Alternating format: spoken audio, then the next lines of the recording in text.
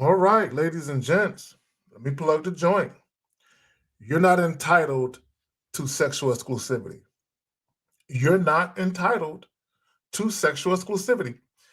And I know that this is an unpopular fact. Some of you might be like, well, that's your opinion. I'm most definitely entitled to sexual exclusivity. I deserve a faithful spouse. No, you don't. You're not entitled to sexual exclusivity. First and foremost, monogamy is not natural. There are those of us who believe it is, but it's not. Monogamy is not natural, right? The ideology of monogamy has been ingrained in society. You could even say it's been conditioned in some of us, especially through organized religion, right? A lot of people are socially conditioned to believe certain things about sex. Okay, and that's a fact. That motherfuckers are socially conditioned to believe certain things, including the way that they view sex, right? Now, there is nothing wrong with monogamy on the surface. There is nothing wrong with someone being sexually exclusive on the surface. The problem is people expect it to such a degree they feel they deserve it. They feel entitled to it. So, what is entitlement? Okay, let me read this right quick. Let me take my eyes over here. Entitlement, the concept of something being owed to or deserved of by someone, or the impression thereof. Excuse me. A lot of people, not only when it comes to sexual exclusivity, but just how they view the dating landscape, a lot of people, they feel entitled to things.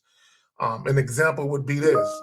You have some women, if you're showing interest in them, they feel entitled to a certain type of date. Okay, a date where they are entertained, a date where they feel like, okay, this is compensation for my time. I deserve this type of date, right? I deserve a date where I'm kind of spoiled a little bit, where I'm the center of attention. Not all women feel like that, but there are some women who feel entitled to princess treatment from a man that they just met. Just like you have guys, they feel entitled to sex simply because they took a woman out on a date. So you have women who feel entitled to a date, and then you have men who feel entitled to sex because they took a woman out on a date, right? And let me just say this, nobody deserves anything. When it comes to dealing with the opposite sex, no, you do not deserve sexual exclusivity. You do not deserve love, right? If you want to love yourself, love yourself. Or if you want love, love yourself, right?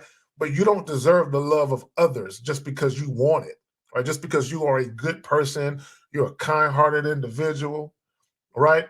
You don't automatically deserve. Because I hear people all the time, man. I see it all the time on Facebook. People are making these posts talking about, I deserve this, I'm worthy of that, I'm entitled to this. No. Now, one thing that you are entitled to is your beliefs and your opinions. Okay, you're entitled to those things. You're entitled to your beliefs, your opinions, and your preferences. But here's the problem with that, right? When you look at expectations versus reality, the things that you believe in, the things that you prefer, right? Your beliefs, they don't always flow with what you really get in reality, right? You can think what you want, you can be entitled to whatever it is you want, right? You can desire what you want, you can have a preference when it comes to dating. But one thing about reality, reality is going to show you exactly how you're viewed by the opposite sex, regardless of what you think you deserve. Go out in reality and see if you're getting those things.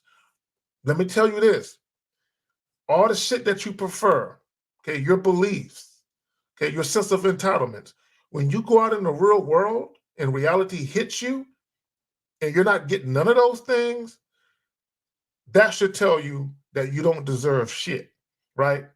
And the world will humble a motherfucker with some reality. Here is the problem, though. People don't want to adhere to reality. They want to live in this delusion, and then they want to have these illusions. This is one of the reasons why I say sexual exclusivity is an illusion, right? Because you can't prove faithfulness. You can't prove fidelity. You can't be guaranteed that just because someone says they're not going to have sex with anyone but you, there is no guarantee that they're going to keep that promise. Y'all understand that? Hold on, let me do something right quick.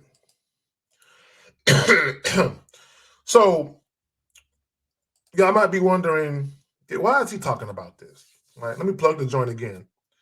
You're not entitled to sexual exclusivity, right? The mere fact that I said monogamy is not natural, right? That means that if you are in a relationship and you desire sexual exclusivity, the person that you with, they have to make a choice, okay? A choice that's not influenced by you. They have to make a choice of their own volition as to whether or not they want to grant you, right? They want to grant you. Number one, they want to grant you access to their body, but they also want to grant you and only you. Okay, that's a personal choice. Okay, a lot of people think when you get into a relationship and you're talking about being in a monogamous relationship, that it's a mutual choice. You make it together. No, you don't. The choice to be sexually exclusive is a personal choice. It's not a team choice, right? It's not a us choice. It's not a we choice. Each individual within that relationship, they have to make a personal choice as to whether or not they're going to share their body with other people or whether or not you're going to be the only person that has access to them sexually. And here's the thing about that. If you are the only person that has access to someone sexually, consider yourself blessed. A lot of people won't see it that way. So let me get to the reason why I'm talking about this, right? There was a Facebook post recently where this guy, and there's multiple Facebook posts like this, where they make the assertion that a real man only selects to be with one woman, right? This is what they'll say. They'll say, you're not a real man unless you're sexually exclusive with one woman. And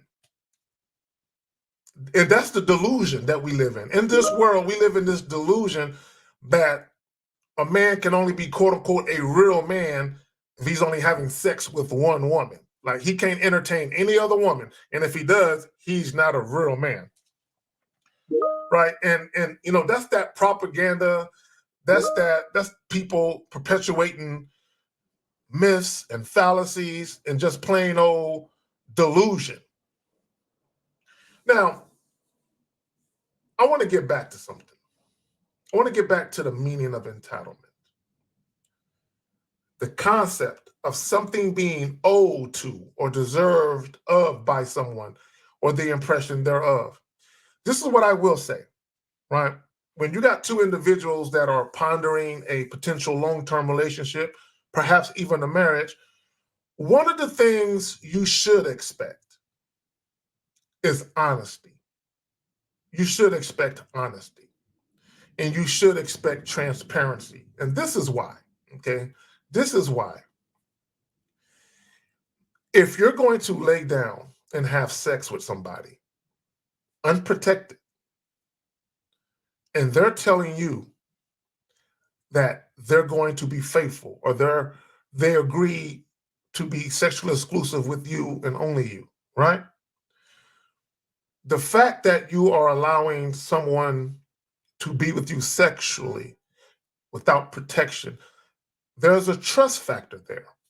There is a I believe what you told me factor there. So you should expect honesty and transparency when it comes to that. You're not entitled to it. When I say you're not entitled to it, I'm not talking about honesty or transparency. You're not entitled to sexual exclusivity, but you are expected, okay, you should expect that people are honest with you about whether or not they want to entertain other people outside of you. You should expect transparency and honesty, but you're not owed sexual exclusivity.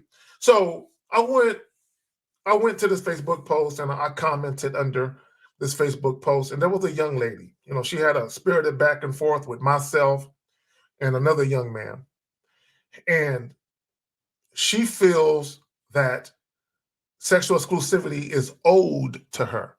She thinks any man that's going to be with her, they are automatically obligated to not fuck anybody but her. And I tried to bestow some common sense, right? And I basically said, if a man is faithful to you, or he does decide to be sexually exclusive with you and only you need to honor that. Okay. And I try to explain to her, if you're dealing with a man that you believe is attractive and other women believe is attractive, and he has options and he forgoes or forsakes his other options for you and only you, okay, you better be grateful. You better feel blessed. You better feel honored. And that's the problem with people, is they don't feel that way. They feel like, yeah, that's owed to me. I deserve that. No, the fuck you don't. So what I want to do today, right, is I want to use an example of applying for a job, right? When you apply for a job, hold on, give me a second. Okay, when you apply for a job, there are no guarantees that you're going to work out for that company, right? When they hire you, there are no guarantees that you're going to work out with that company. But what the company does is they will do their due diligence to lessen the likelihood that you will be a bad hire, right? So what do? Right? They have an application process, right? You got to submit a resume, okay? And in many cases, when you're online, they're going to ask you things about your criminal background, right? Because they want to see if you're going to be honest, if you're going to be forthcoming, if you're going to be transparent, right? So they look at your resume and they make a decision whether or not they're going to call you in for an interview or not. Now, when they call you in for that interview, right, the actual interview process, sometimes you might go through 2 or 3 interviews, maybe even a panel of interviewers, right, depending on the type of job you're applying for, right? So not only are they scouring over your resume, but they're also having a face-to-face conversation with you to see if you are a good fit for the company. Now, once they had that conversation with you, that face-to-face, and they get that vibe that they're looking for, right? They get that feeling that they're looking for, and they decide to offer you that position. What else do they do, right? They do a criminal background check. Okay. Although they asked you, when you applied online, they asked you about your criminal history. They still do a criminal background check. They also do a drug test, right? Because just because you say things that sound believable, they still have to do their due diligence to make sure that you are a good hire. Why? Because they're not going to take your fucking word for it. They're not going to take your fucking word for it. And here is the problem with people who feel entitled to sexual exclusivity. Right? Now, peep game. Okay. I want people to put their thinking caps on. I want you to be logical. Take your feelings out of it and just think for a moment.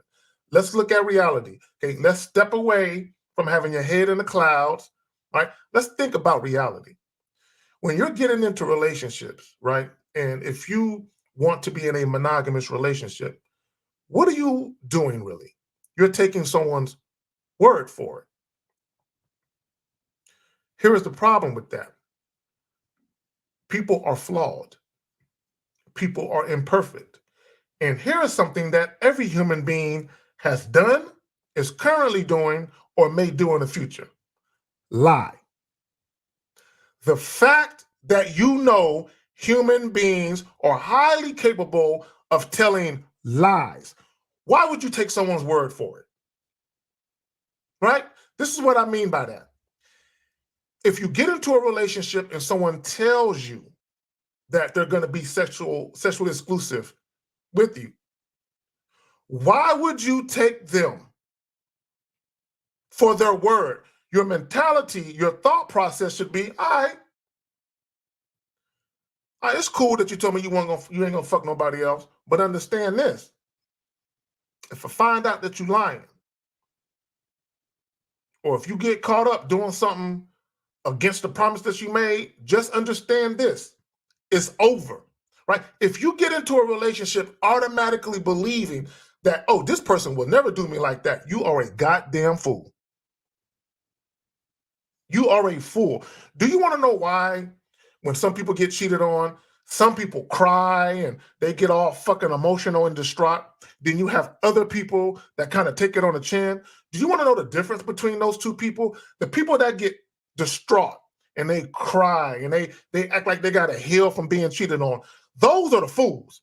Those are the fools that really believed that that person who promised them fidelity, right, was really going to do that shit.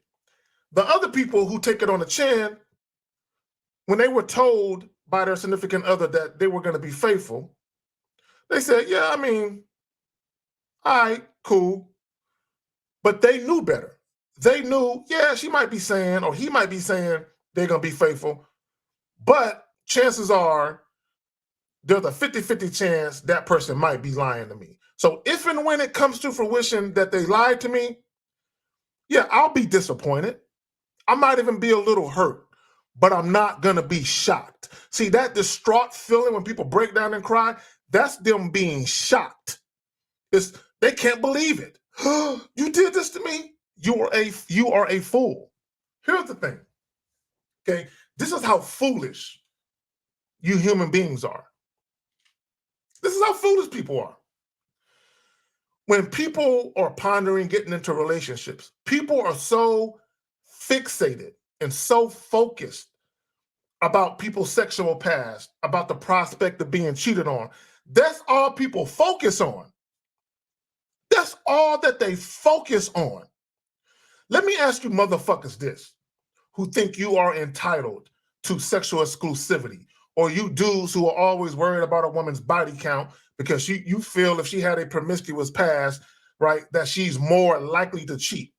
How many of you have ever, okay, prior to getting into a relationship, okay, whether it eventually turned out to be a marriage or not, prior to getting into a relationship, how many of you have actually did a criminal background check on your would-be spouse?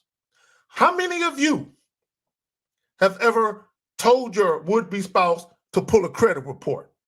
How many of you have told your would-be spouse, before we have unprotected sex, we're going to each take an STD test and we're going to show it to each other? How many of you have done that?